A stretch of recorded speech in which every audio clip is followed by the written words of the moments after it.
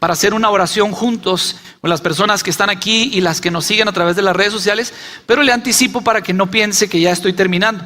Predico cortito, pero no va a ser tan cortito, entonces es nada más una instrucción y luego viene una segunda parte de este mismo mensaje que quiero compartir hoy con ustedes: salvación y consagración. Dice la palabra en Efesios, el capítulo 2, verso 20 al 21, juntos constituimos su casa, la cual está edificada sobre el fundamento de los apóstoles y los profetas, y la piedra principal es Cristo Jesús mismo. Estamos cuidadosamente unidos en Él y vamos formando un templo santo para el Señor.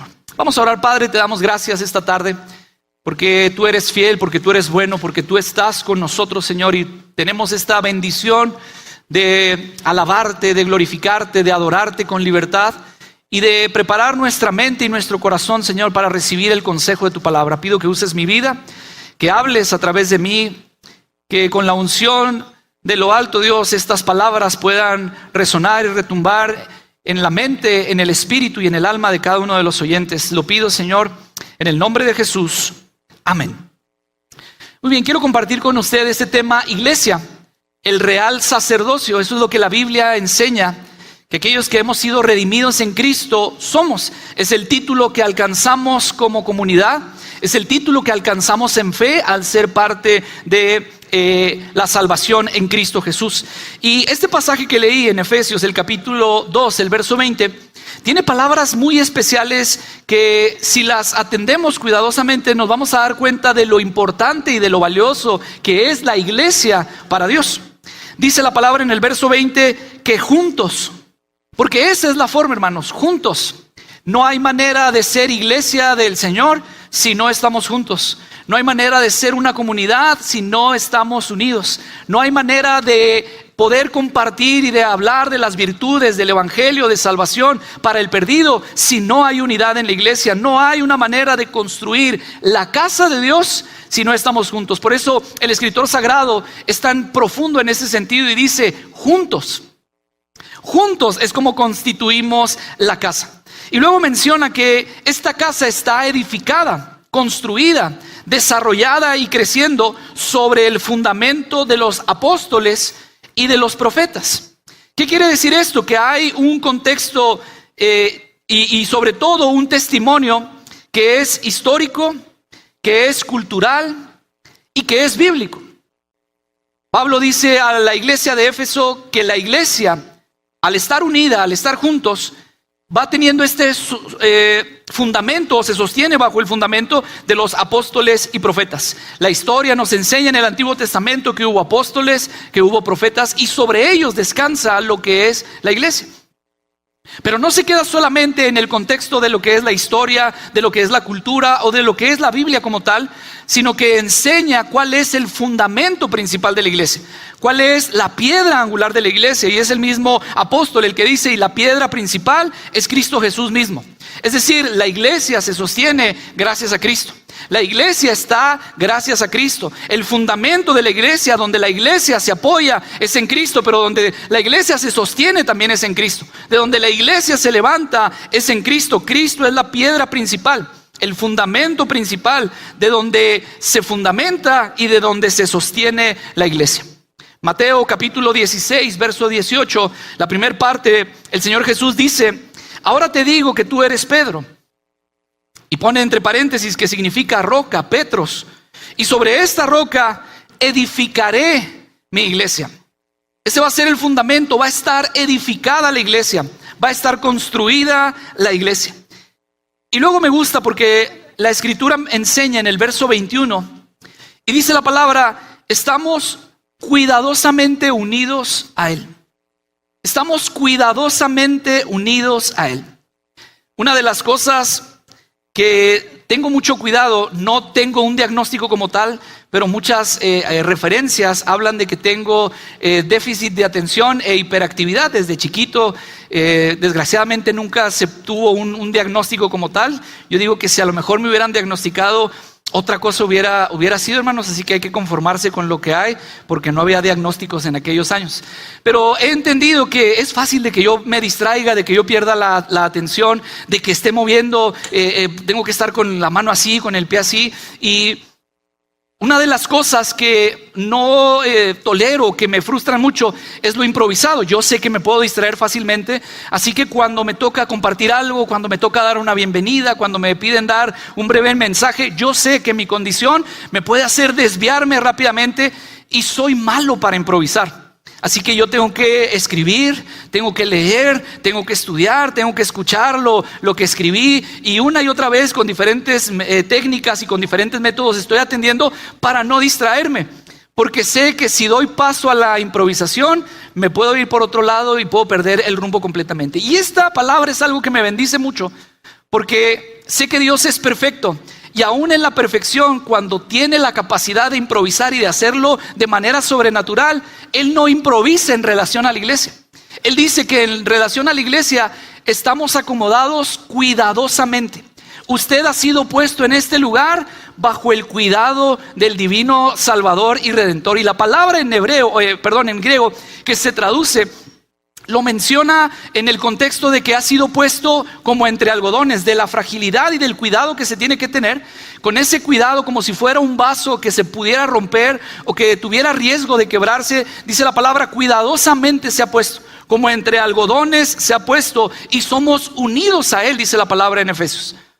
Cuidadosamente Dios nos ha traído a este lugar, con diferentes circunstancias, diferente contexto, diferente pasado, pero cuidadosamente Dios nos ha traído a este lugar, dice, y unidos a Él vamos formando un templo santo. No es una posición improvisada y tampoco es una posición aleatoria. La traducción de la Reina Valera 60 en este pasaje dice que Él es el que coordinando va acomodando este edificio. A los que son maestros o a los que en algún momento hemos tenido la oportunidad de ser estudiantes, una de las estrategias que los maestros utilizaban para evitar el conflicto de hacer equipos era el de los numeritos. Probablemente a usted le tocó hacerlo o vivirlo. Cuenten del 1 al 5, 1, 2, 3, 4, 5, los unos con los unos, los dos con los dos, los tres con los tres, los cuatro con los cuatro y los cinco con los cinco. Y los maestros simplificaban, y de manera aleatoria, para no meterse en problemas de decir, ay, es que si junto a este con este van a ser una bomba y van a ser un desastre, pero si junto a este con este se me puede sentir este otro y entonces los tengo. Y para no meterse en conflictos lo hacían aleatoriamente, que el uno se vaya con el uno, ya si le tocó ni modo, el dos con el dos. Pero la Biblia es clara. En relación a la iglesia, el Señor no improvisa y no lo hace aleatoriamente. No dice, pues que unos se vayan a Monte de los Olivos, que otros se vayan a Monte de los Olivos, Cerro de la Cruz, que otros se vayan a otra iglesia. No, cuidadosamente nos ha traído hasta este lugar, porque el Señor sabe de la necesidad que tenemos, no solamente de estar en la iglesia, sino de ser iglesia. Este testimonio histórico, cultural y bíblico tiene como fundamento la piedra angular que es Cristo. Y es el mismo que dice, sobre esta roca voy a edificar mi iglesia. Y cuidadosamente ha determinado instalarnos, acomodarnos, traernos y ponernos en este lugar. Y es así como usted y yo vamos formando el templo santo para el Señor. Es así como la iglesia existe. Y creo que la mayoría lo sabemos, pero no está de más recordarlo y mencionarlo una vez más, que la iglesia no es el edificio. La iglesia no son las paredes, no es el auditorio como tal, no es los salones que tenemos. Esto es un templo, esto es un espacio dedicado para ofrecer un culto a Dios cada vez que nos reunimos en este lugar. Pero la iglesia no es el edificio. La iglesia, a la luz de la palabra, somos las personas que hemos sido reconciliados con Dios en Cristo Jesús. Eso es la iglesia. Así que no es la pared, ni el altar, ni el piso, ni la silla en la que está sentado. La iglesia es usted, si usted se ha reconciliado con Dios en Cristo Jesús. Por eso es Cristo el fundamento de la iglesia. Es Dios quien diseñó la iglesia. Es Dios que después de diseñarla creó la iglesia. Y nosotros, su iglesia, somos el método divino para el alimento espiritual de la comunidad de la fe. Usted y yo somos esta herramienta que Dios utiliza para que la comunidad, para que las demás personas que siguen llegando a este lugar puedan tener un crecimiento en la fe, un desarrollo en la fe. Somos la casa donde se proclama el evangelio para salvación y redención, porque somos la iglesia que sigue teniendo espacio para uno más, para uno que quiera entregarse a Cristo, para uno que quiera disponer su vida a Cristo. Y dentro de la historia hay personas, teólogos, estudiosos que dicen que la iglesia empezó desde Adán y Eva en la creación del mundo o en el inicio de nuestra historia. Y dicen, desde Adán y Eva empieza la iglesia. Otros lo refieren y dicen, no.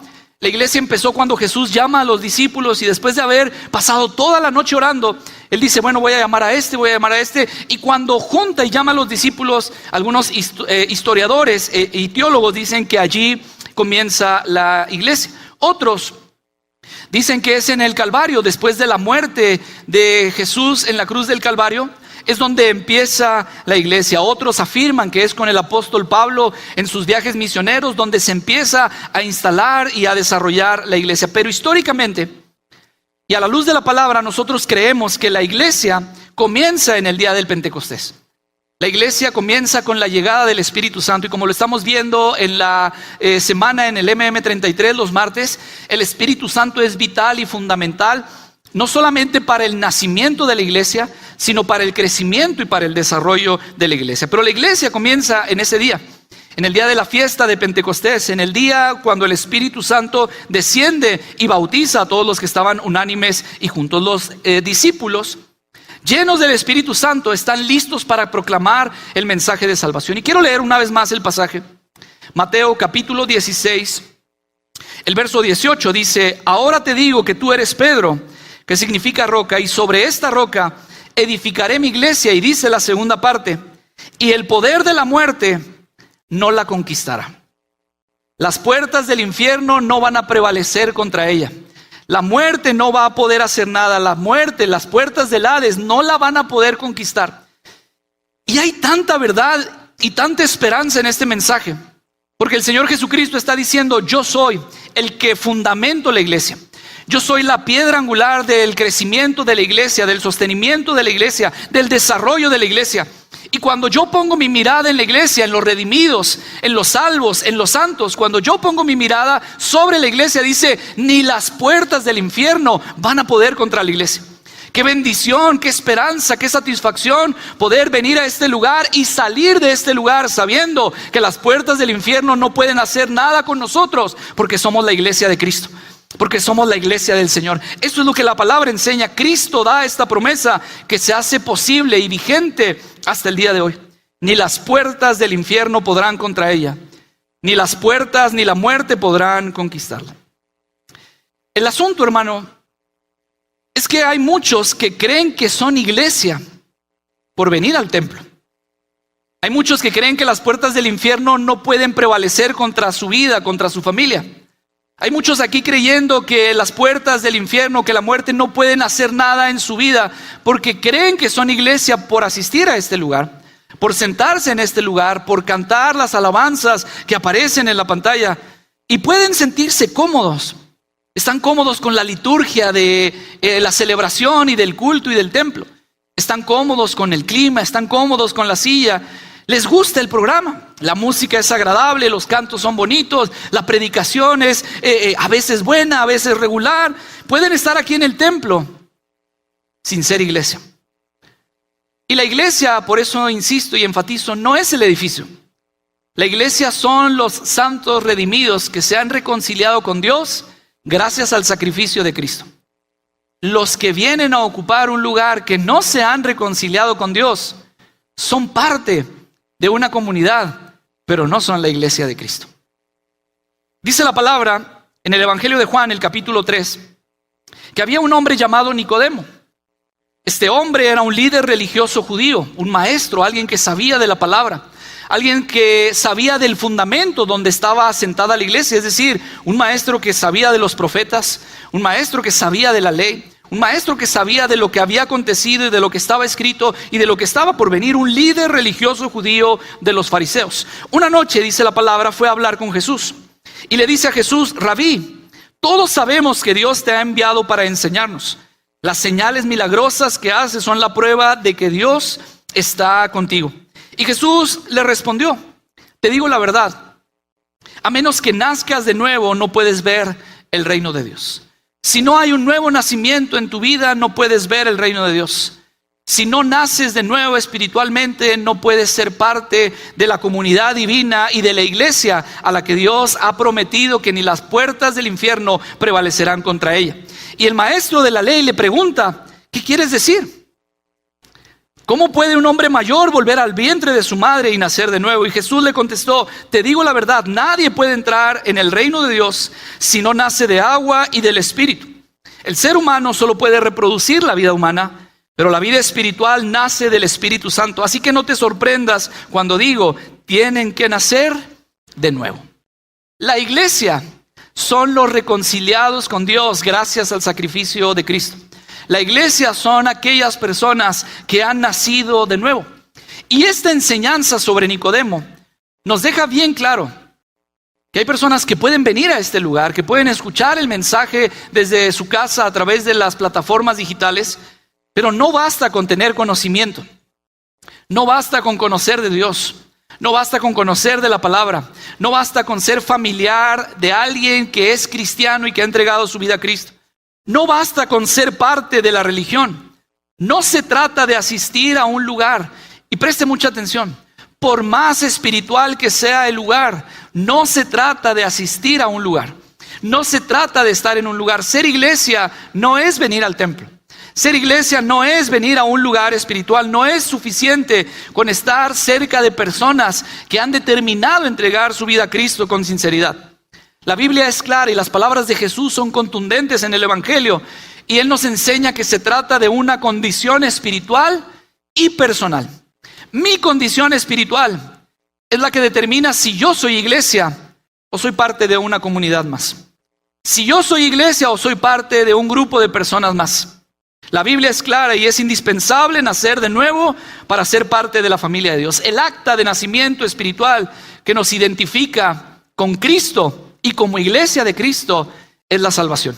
Ahora, ¿qué es la salvación? Creer en Cristo, creer en su obra redentora, en su vida, en su muerte, en su resurrección, reconocer la obra del Espíritu Santo en nosotros y cómo esa obra nos indica y nos muestra y nos enseña el pecado que nos separaba de Dios o que nos separa de Dios, para entenderlo, para reconocerlo, para arrepentirnos y entregarle nuestra vida a Cristo. Ese es el nuevo nacimiento. Ese es el requisito indispensable para ser la iglesia de Cristo. Y sin duda, no sé usted, hermano, pero yo quiero que esta promesa se haga vigente en mi vida. Que ni las puertas del infierno puedan prevalecer contra mí, contra mi familia, contra mi iglesia, porque soy la iglesia de Cristo. Porque mi vida está fundada sobre la piedra angular que es Cristo. Porque el crecimiento que tengo es en Cristo, por Cristo y para Cristo. Y hay descanso en mi alma al entenderlo así. Pero la preocupación y lo que Dios ponía en mi corazón es que hay mucha gente que cree que es iglesia por venir a este templo. Es indispensable el nuevo nacimiento para poder venir a los pies de Cristo. El mismo Evangelio de Juan, el capítulo 3, enseña que de tal manera amó Dios al mundo. Y te lo digo personalmente a ti, de tal manera te amó Dios a ti, que envió a su único Hijo, para que si tú crees en Él, en su vida, en su muerte, en su resurrección, no te pierdas y puedas alcanzar la vida eterna. No te pierdas y puedas ser parte de la iglesia. No te pierdas y puedas ser agregado a este edificio espiritual que va creciendo y que sigue formando a más personas para llegar al carácter de Cristo y para heredar la vida eterna. Esa es la promesa que Dios tiene en su palabra. De tal manera nos amó que entregó a su Hijo para darnos salvación y para darnos vida eterna. Y este es el momento de salvación. Este es el día de salvación. Por si hay alguien que no ha entregado su vida a Cristo, que ha venido durante mucho tiempo al templo creyendo que es iglesia, pero no lo es. Este es el día de ponernos a cuentas con el Señor, de entregarle nuestra vida a Cristo, de reconocer su obra. Así que quiero hacer una oración en esta tarde y voy a invitarle a toda la iglesia que cierre sus ojos ahí en su lugar. Y si hay alguien que quiere entregar su vida a Cristo, que repita conmigo: Señor Jesús, reconozco que soy pecador y que no hay nada que yo pueda hacer para salvarme.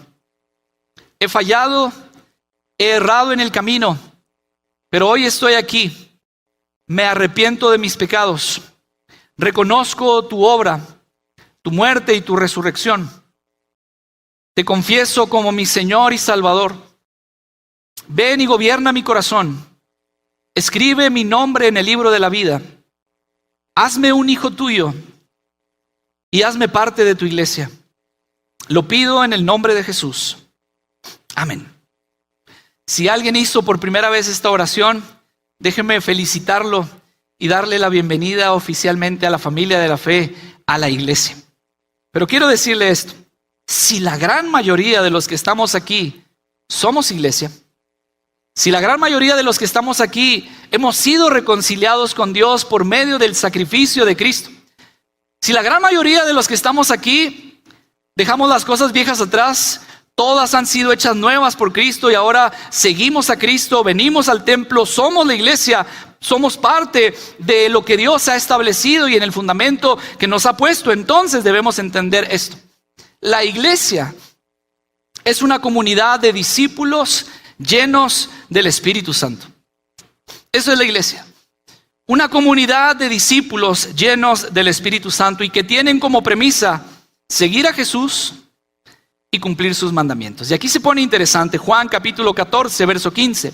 El Señor Jesús nos dice a nosotros, su iglesia: si me aman, obedezcan mis mandamientos.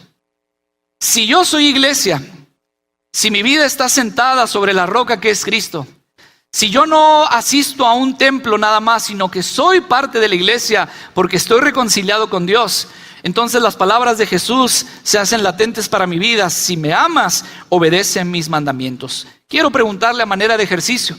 Levanten la mano todos los que aman a Dios. Ayúdenme a levantar la mano todos los que aman a Dios.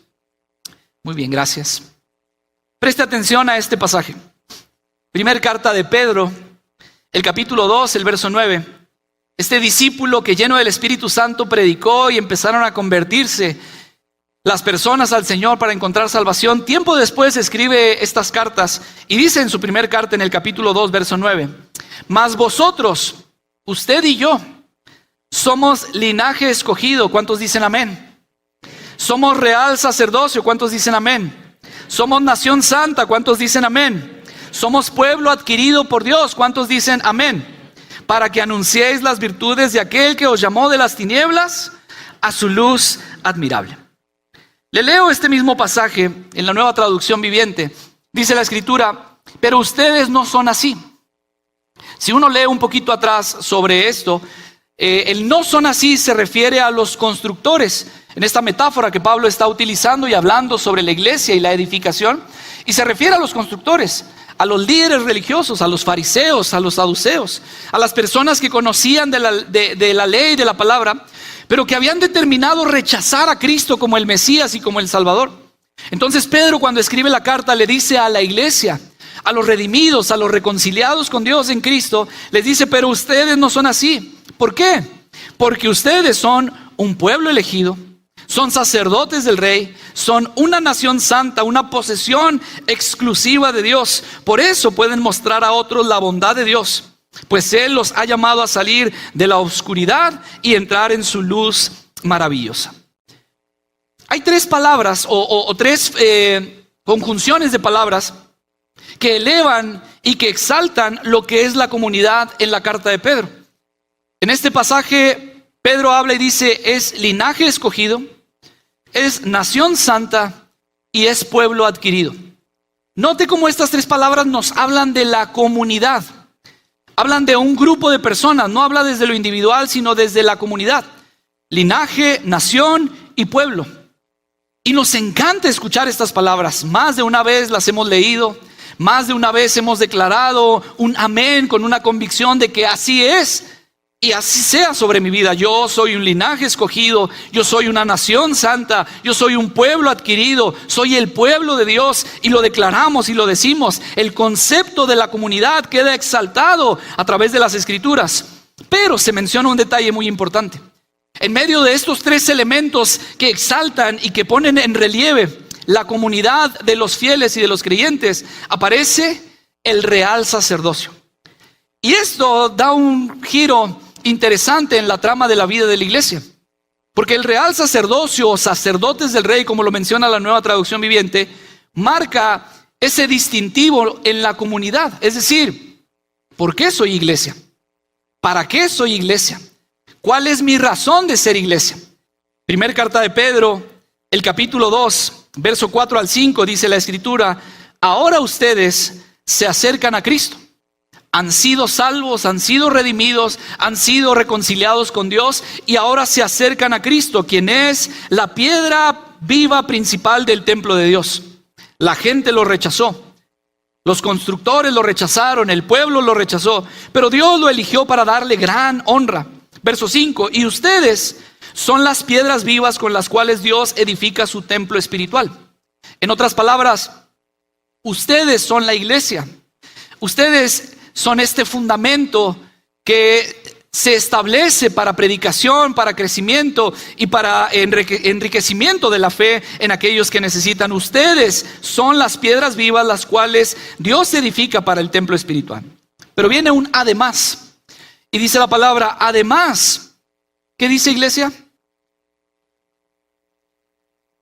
Son sacerdotes santos. Y esto es por la mediación de Jesucristo. Ahora ustedes ofrecen sacrificios espirituales que agradan a Dios. Sé que en la iglesia hay muchas profesiones, hay muchas ocupaciones. Hay amas de casa, hay amos de casa, hay maestros, hay maestras, hay doctores, hay enfermeras, hay mecánicos, hay personas, empresarios, hay licenciados, hay abogados. Hay personas que se inclinan a la medicina, otros a las leyes, otros a lo académico. Y hay muchas profesiones dentro de nuestra iglesia. Es variado el ver cómo Dios sustenta nuestras vidas a través de diferentes profesiones y ocupaciones.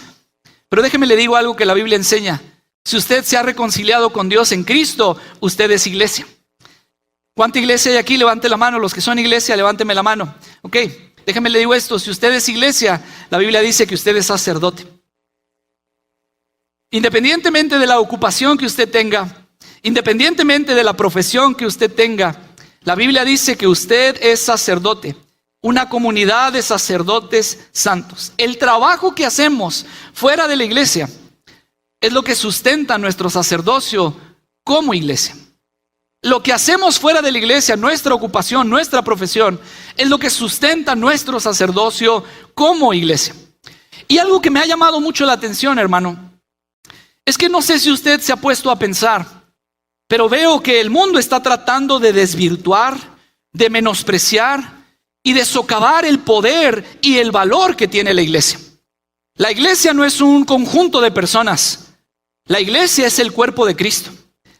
La iglesia no es una comunidad más en la sociedad para hacer algo bien. La iglesia es el cuerpo de Cristo.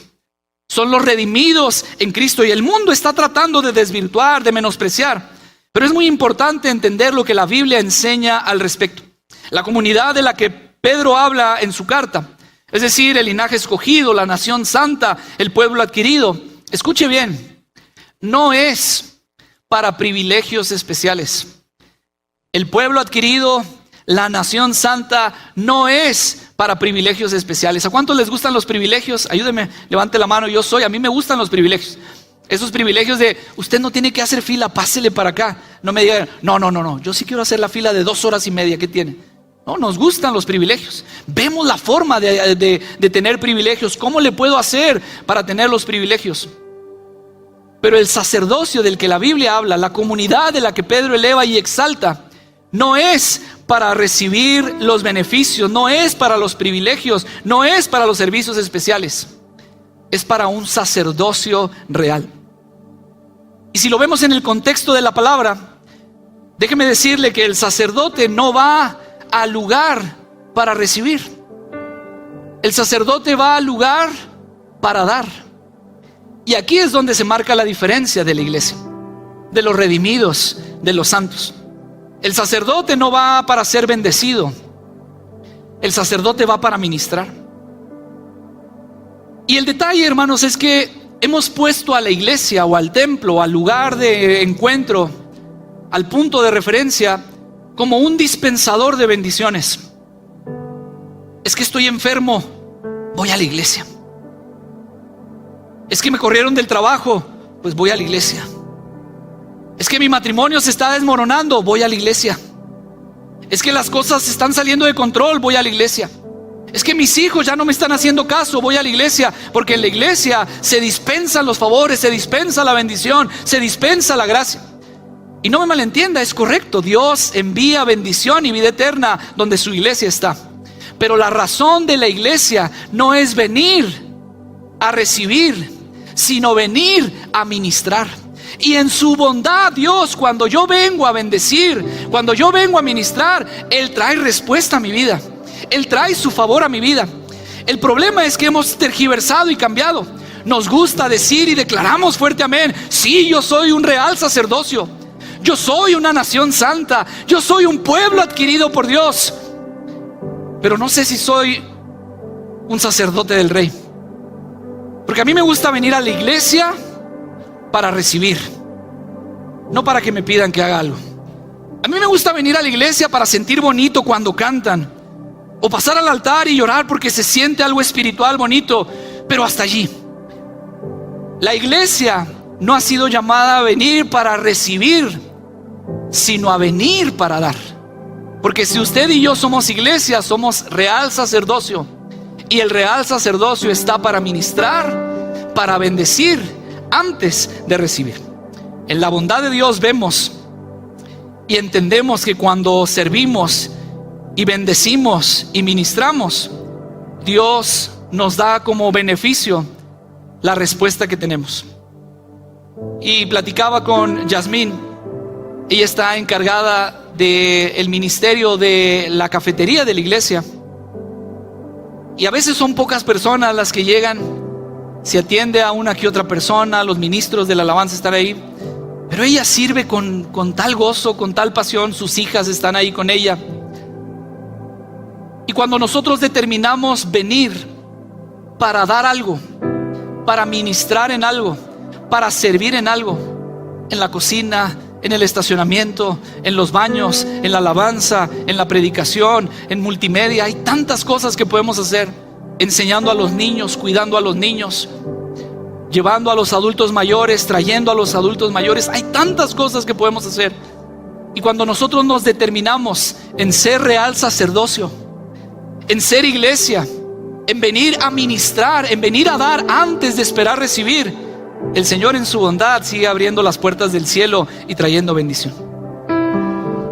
Por muchos años ella había trabajado, Yasmín, en el Heraldo, y me decía: la única manera de yo poder ascender en mi trabajo es que mi jefe inmediato se fuera. Y pues mi jefe inmediato estaba muy bien, muy cómodo, muy a gusto con su trabajo, con su sueldo. Pero cuando yo empecé a servir en la iglesia, y me decía: Dios sabe que lo hago con amor, con pasión, estoy pensando, ¿qué voy a hacer de comer para el domingo? ¿Qué les voy a ofrecer para darles el domingo? Y llega la noticia inesperada y le ofrecen un trabajo a su jefe en otro lugar. Y le dice: me ofrecieron este trabajo, así que ahora mi lugar te corresponde a ti. Vas a ganar el doble de lo que ganabas y ahora vas a ser la jefa de este departamento. Y con pasión sigue sirviendo, y de pronto se escuchan testimonios y comentarios que deudas fueron cubiertas por el Señor y que el Señor hizo algo. Y llega el estado financiero de su casa y de su crédito de Infonavit, y era todavía una cantidad la que debía, pero llega en ceros y ya no debía nada. Y me lo platicaba con gozo, y yo le decía: es que eso es lo que Dios hace cuando nosotros entendemos lo que es el real sacerdocio. Cuando nosotros venimos a la iglesia no buscando que Dios dispense de su gracia solamente. Y lo decía Manuel al principio: ¿qué tal si nos enfocamos en adorar a Dios antes de decir y pedirle a Dios? Nos enfocamos en adorar a Dios, nos enfocamos en servir a Dios, nos enfocamos en ministrar como iglesia de Dios. ¿Cuántos testimonios como ese habría? Recuerdo hace años que a Pedro le sucedió algo similar.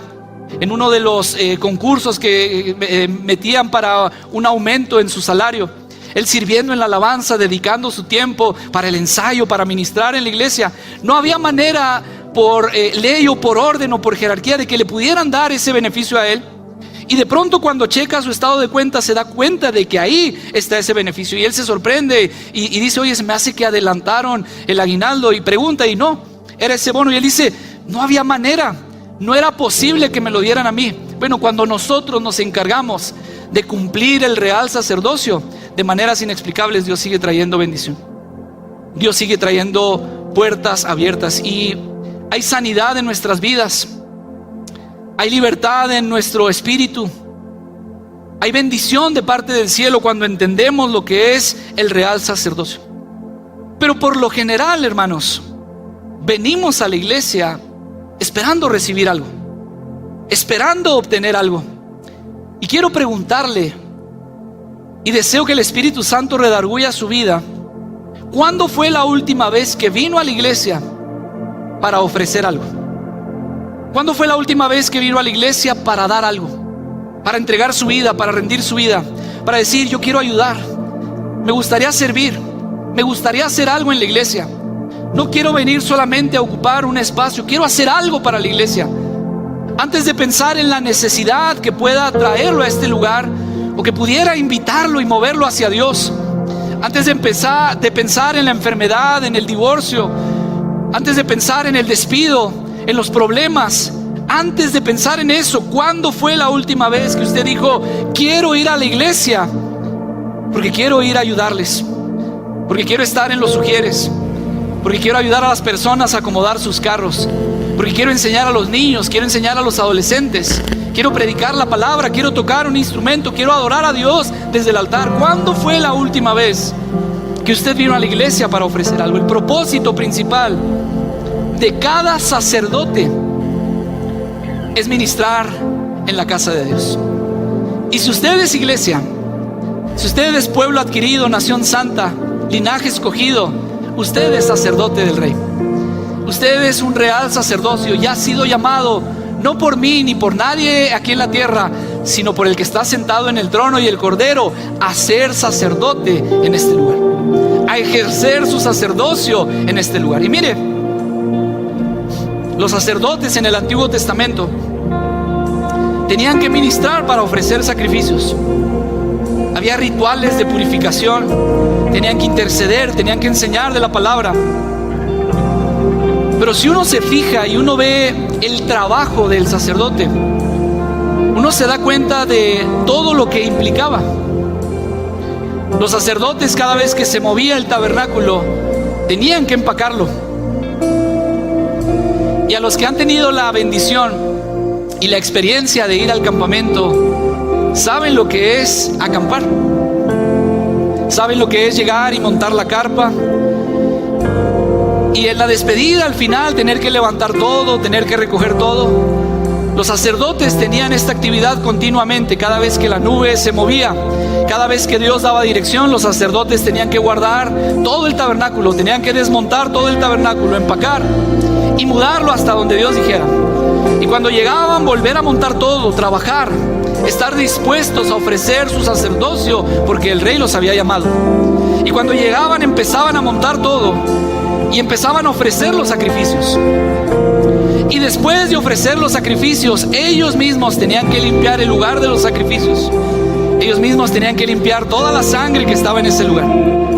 Y si lo analizamos crudamente, el trabajo de los sacerdotes era un trabajo sucio, era un trabajo difícil, era un trabajo pesado. Pero ellos lo hacían como privilegio, porque Dios los había llamado a ser sacerdotes de la nación. Y esto es tan interesante, porque nos gusta ser parte de una comunidad de fe. Y vuelvo a repetirlo, declaramos fuerte amén cuando me dicen: yo soy linaje escogido, amén. Yo soy una nación santa, amén. Yo soy un pueblo adquirido por Dios, amén. Pero también soy un real sacerdocio. Ay, no sé si tan amén, porque a mí me gusta venir y disfrutar. Estamos aquí para ministrar si somos parte de la iglesia. Como Abraham, somos bendecidos para bendecir. Como Cristo lo enseñó, damos de gracia lo que de gracia hemos recibido. Y qué responsabilidad tan apremiante, somos llamados a servir como sacerdotes del Rey, a atender, a trabajar, a servir con abundante amor, con el poder del Espíritu, con perdón para las personas que vienen a este lugar. El problema, y como lo he dicho en otras ocasiones, todos nosotros, incluyéndome a mí, estamos cada vez más enfocados en nosotros mismos. Estamos pensando cada vez más en nosotros mismos, en nuestras preferencias, en nuestras comodidades, en nuestras atenciones. Y la iglesia, hermanos, va en contra del principio de este mundo, que es consumir. Cuando usted llega a algún lugar, a algún restaurante, usted llega con la mentalidad de consumir, porque a eso va.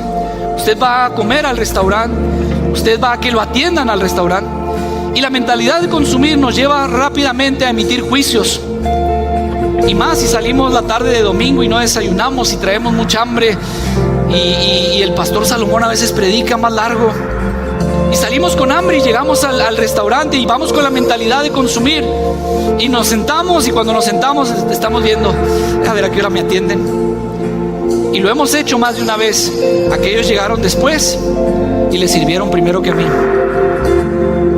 Les pedí una coca y no me la han traído. Me llegó la comida y la comida está fría. ¿Qué le digo con esto? Que cuando llegamos con una actitud de consumir, estamos emitiendo juicios y juzgando todo. Pero la iglesia, el cuerpo de Cristo, usted y yo, redimidos por la sangre de Cristo, vamos en contra del principio de este mundo, que es consumir. Porque esa mentalidad nos va a llevar a evaluarlo todo. Pero la iglesia no fue diseñada para consumir. La iglesia fue diseñada para contribuir. Porque a veces venimos a la iglesia con esa mentalidad de consumir. Ay, otra vez van a cantar esa canción, ya la cantaron. Ay, la hermanita ocupó mi lugar y yo siempre me siento ahí. Ay, este hermanito se echó mucho perfume, ya me está doliendo la cabeza. Ay, otra vez va a predicar el pastor Omar. Y venimos con la mentalidad de consumir. Y nada más estamos evaluando y criticando y juzgando todo. Ay, otra vez es Santa Cena. Ay, no me tocó estacionamiento. Ay, el hermanito ya no me dejó pasar. La iglesia no fue diseñada para consumir. La iglesia fue diseñada para contribuir. Y no me malentienda. Usted puede venir. Usted puede consumir todo lo que la iglesia le da. Pero el llamado de Dios para su iglesia, para usted que ha sido redimido en Cristo Jesús, es el ser un sacerdote del rey y no un espectador del reino. Y hay una gran diferencia en esto.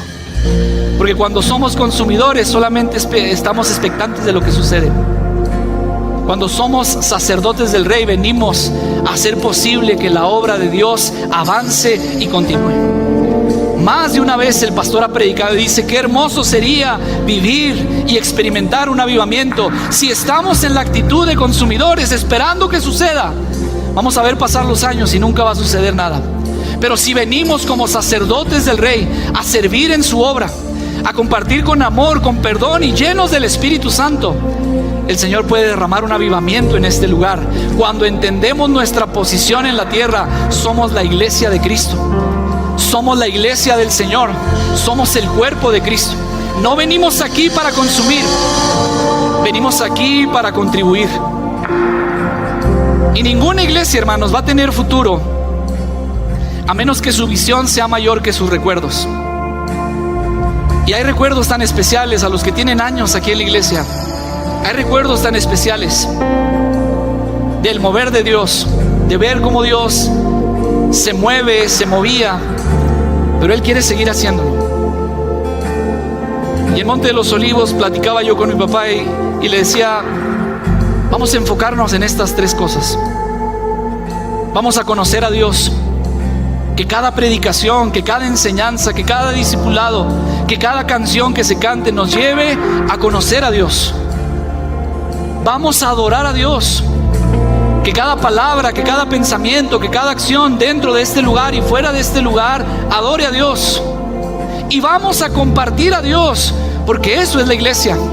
El cuerpo de Cristo quiere conocer a Dios, quiere adorar a Dios y quiere compartir a Dios con aquellos que tienen necesidad. Y hermano, es tan hermoso ese sentimiento de sentirse útil en las manos de Dios. Y a los que lo hemos experimentado, sabemos ese gozo que hay de entender que Dios podía ministrar a una persona, podía traer sanidad a una persona, podía traer esperanza a una persona con cualquier otro método, con cualquier otro medio, pero decidió usarte a ti para que así fuera. Se acercaba la hermana Silvia hace unos días a mi oficina y me decía: Omar, de verdad no es para vanagloriarme, pero se sentía tan especial y me empezó a contar un testimonio de algo a lo que el Señor la movió a hacer y cómo el Señor trajo una respuesta poderosa. Y le decía: hermana, es que no es para vanagloria.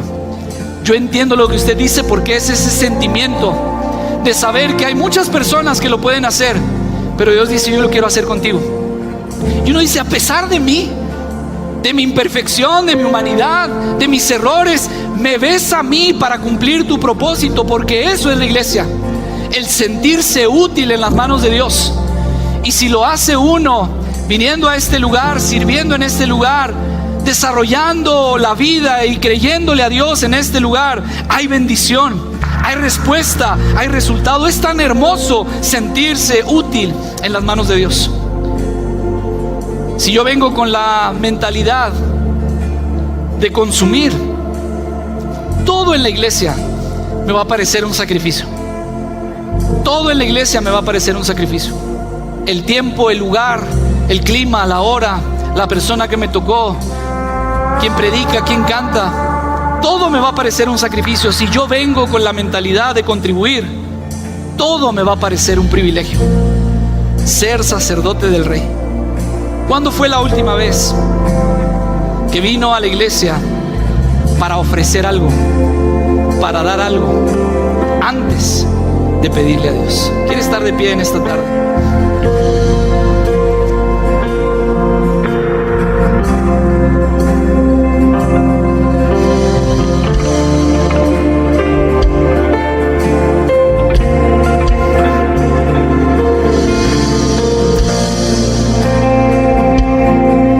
El llamado es para la nación santa, para el linaje escogido, para el pueblo adquirido. Habrá alguien que quiera venir a este altar y decirle: Señor, ayúdame. Yo quiero ser un sacerdote del Rey. Yo quiero venir a este lugar con la actitud de contribuir y no de consumir. ¿Quiere alguien salir de su lugar y venir a este altar? ¿Por qué no adoramos juntos al Señor? Venga, venga.